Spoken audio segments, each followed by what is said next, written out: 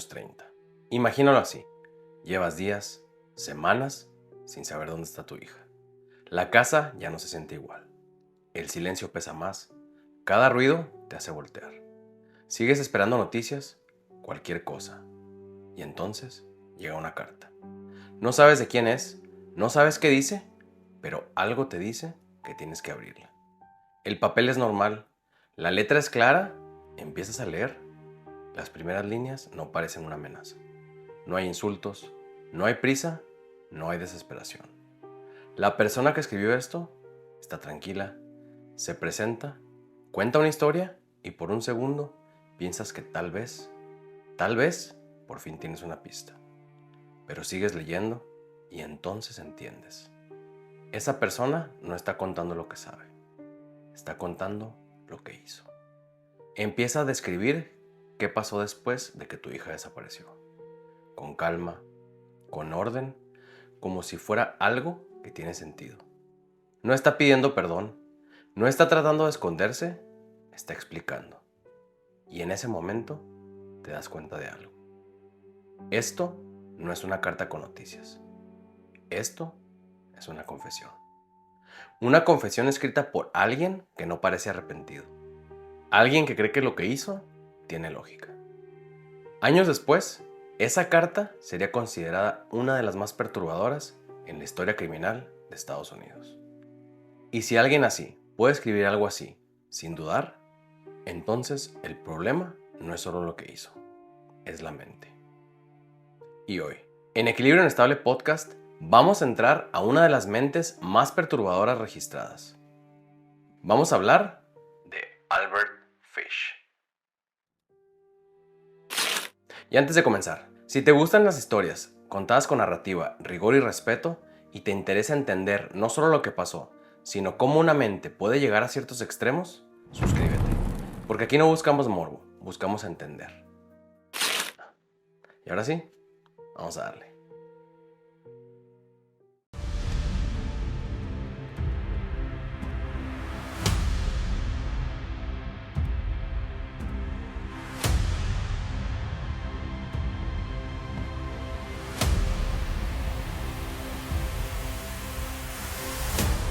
Para entender a Albert Fish, no puedes empezar por la carta, ni por la confesión, ni por lo que escribió, ni por la forma en que años después su nombre terminaría quedando registrado en la historia criminal. Porque cuando llegas a ese punto, ya estás viendo el resultado final.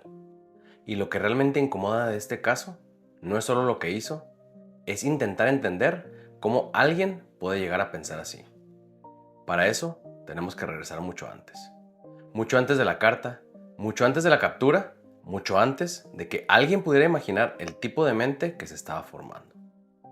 Finales del siglo XIX, Nueva York, una ciudad creciendo rápido, llena de ruido, llena de gente, llena de oportunidades, pero también llena de miseria, de abandono, de familias rotas, de lugares donde sobrevivir ya era bastante difícil, incluso antes de pensar en vivir bien.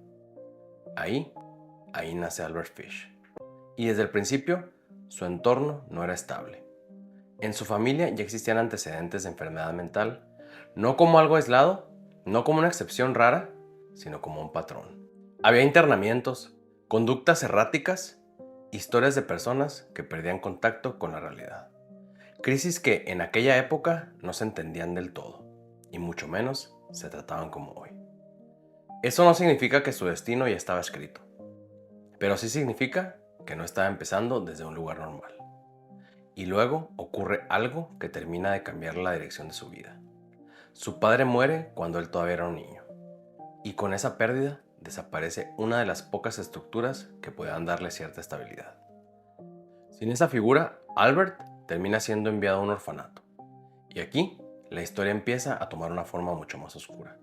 Porque ese lugar, en teoría, debería ser un refugio. Un sitio donde un niño pudiera encontrar protección. Pero en la práctica, no lo fue. Era un sistema de disciplina dura, de castigos físicos, de humillación constante, de violencia normalizada. Un lugar donde el sufrimiento no era una excepción, era parte del ambiente.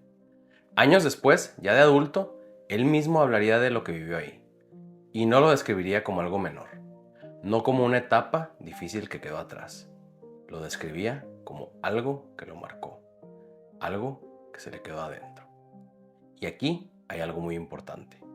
No todos los niños que crecen en entornos violentos terminan convirtiéndose en criminales.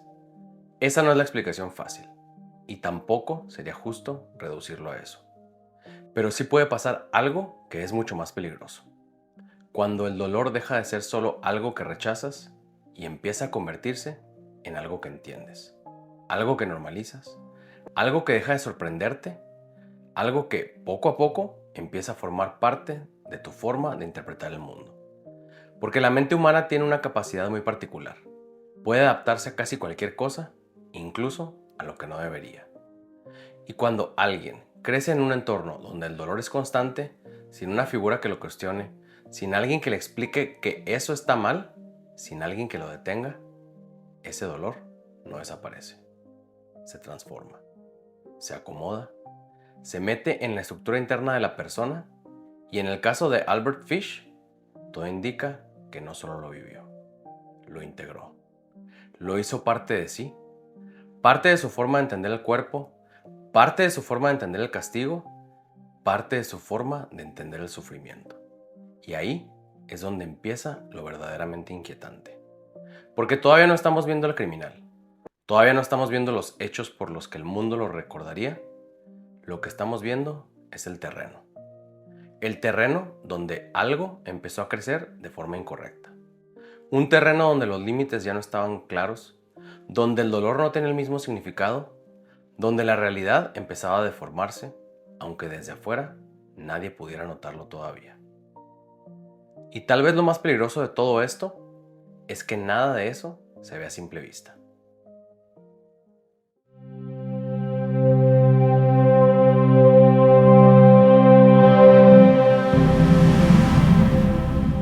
Con el paso de los años, ese niño crece y hacia afuera no parece alguien fuera de control. Trabaja, se mueve dentro de la sociedad, habla con otras personas, incluso forma una familia. Se casa, tiene hijos y eso es lo primero que incomoda desde este caso. Porque rompe una idea común, que el peligro es evidente y aquí no lo es. Lo que ocurre con Albert Fish no empieza en lo visible. Empieza en la forma en la que interpreta el mundo. Con el tiempo, desarrolla ideas que no cuestiona. No son pensamientos pasajeros, son creencias. Y cuando una creencia se repite lo suficiente, empieza a definir la realidad. Aquí hay algo clave. Albert Fish no es alguien que pierde el control. Es alguien que lo mantiene. Alguien que puede funcionar mientras su forma de ver el mundo ya está completamente distorsionada. Y eso es mucho más peligroso. Porque desde fuera, todo sigue viéndose normal. No hay caos, no hay señales claras, solo una persona que sigue viviendo como cualquiera. Era visto como alguien religioso, hablaba de moral, de lo correcto, y esa contradicción es clave. Porque no se trata de ocultar algo, se trata de creer en una lógica que ya no coincide con la realidad. Y mientras eso pasa, nadie alrededor ve lo que está ocurriendo. No porque no quieran, sino porque no hay nada evidente que ver. Solo una mente que poco a poco se está alejando. Y cuando eso pasa lo suficiente, deja de ser solo una idea. Se convierte en acción.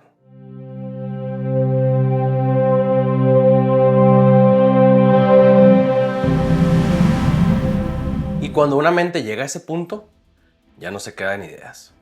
Empieza a buscar una forma de llevarlas a la realidad. Nueva York, calles llenas, gente entrando y saliendo, rutina. Nada fuera de lo normal. Y justo ahí es donde alguien como Albert Fish se mueve mejor. Porque no necesita esconderse en la oscuridad. Se mueve en lo cotidiano. No se acerca con violencia, no genera alarma, se acerca hablando, con calma, con una forma de presentarse que no activa una señal inmediata de peligro. Ese es su primer paso. No el ataque, la confianza. Familias, padres, niños, conversaciones normales, situaciones que desde fuera no tienen nada de extraño, y ahí es donde empieza todo. Porque el verdadero peligro en este caso no es la fuerza, es la capacidad de acercarse sin levantar sospechas. En 1928, ese patrón lleva a un punto específico: una familia, una casa, una situación cotidiana. Grace Budd. Una niña, una familia que no está esperando nada fuera de lo normal, un día más. Y entonces aparece él. Se presenta, habla con tranquilidad, da una razón para estar ahí. No hay urgencia, no hay presión, solo conversación. Y eso es lo que desarma. Porque en ningún momento parece que algo está mal. No hay una escena que grite peligro, no hay un momento claro donde todo cambia. Y ese punto es el punto más inquietante. Porque cuando finalmente la situación se rompe, ya es demasiado tarde. Ese día, Grace Budd desaparece. Sin ruido, sin testigos claros, sin una escena que explique lo que pasó. Y eso convierte el caso en algo mucho más complicado. No hay un sospechoso inmediato, no hay una evidencia clara, no hay una historia completa. Solo una ausencia. Una familia esperando respuestas, días que pasan sin noticias, esperanza que poco a poco se convierte en incertidumbre, pero lo que nadie sabe en ese momento es que esa historia no va a resolverse como esperan, porque el hombre que estuvo ahí no solo desapareció, va a volver, pero no en persona, va a volver con una carta.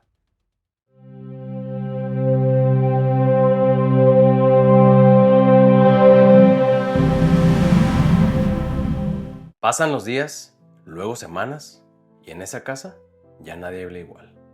El nombre de Grace Budd sigue ahí, pero ya no hay respuestas. Hasta que un día llega algo, una carta. No viene de la policía, no viene de algo inconocido, pero hay algo en ella que hace imposible ignorarla. La abren, empiezan a leer. Mi nombre es, se presenta. Habla de su vida, como si estuviera escribiendo a alguien que lo va a entender. No hay prisa, no hay nervios, eso ya es extraño. Siguen leyendo, empieza a hablar de un día, de un encuentro, de cómo llegó a esa casa. Y en ese momento, algo no cuadra. Porque ya no está hablando en general, está hablando de ellos, de su hija, y entonces la carta cambia. Ya no es una historia. Se convierte en una confesión. Empieza a describir lo que pasó después, con orden, sin caos, como si estuviera explicando algo lógico, pero conforme avanzan las líneas, queda claro que no se trata solo de un crimen. Hay algo más. Algo que incluso hoy resulta difícil de procesar. La carta no solo describe lo que hizo, describe lo que hizo después. Y en ese punto ya no estamos hablando solo de violencia. Estamos hablando de canibalismo. No como insinuación, no como rumor, lo menciona, lo incluye, lo describe como parte de su explicación. Con la misma calma, con la misma claridad, y eso es lo que rompe todo. Porque ya no solo es lo que hizo, es cómo lo entiende, cómo lo explica, cómo lo escribe, como si tuviera sentido. En ese momento, la carta deja de ser perturbadora y se vuelve incomprensible. Pero no hay forma de encajar eso dentro de una mente normal. Cuando terminan de leer, ya no hay duda, ya no hay esperanza, solo queda una certeza. Lo que pasó es peor de lo que imaginaban. Ya no están esperando noticias, están procesando lo que acaban de descubrir. Su hija ya no va a regresar. Y la única persona que sabe exactamente lo que pasó, acaba de escribirles, con calma, como si tuviera sentido. Años después, esa carta sería considerada una de las más perturbadoras en la historia criminal de Estados Unidos. No por lo que dice, sino por lo que revela, la mente de quien la escribió. Y sin saberlo, acaba de dejar una pista. Una pista que lo va a delatar.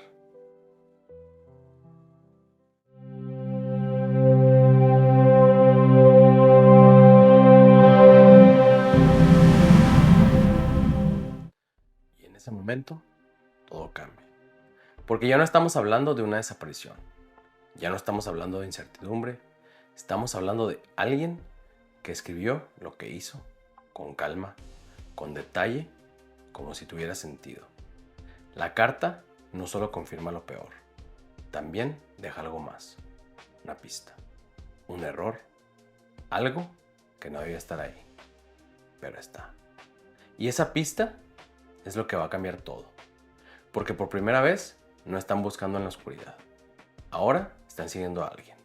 Y lo más inquietante es que esa persona nunca intentó desaparecer del todo, como si en algún punto quisiera ser encontrado.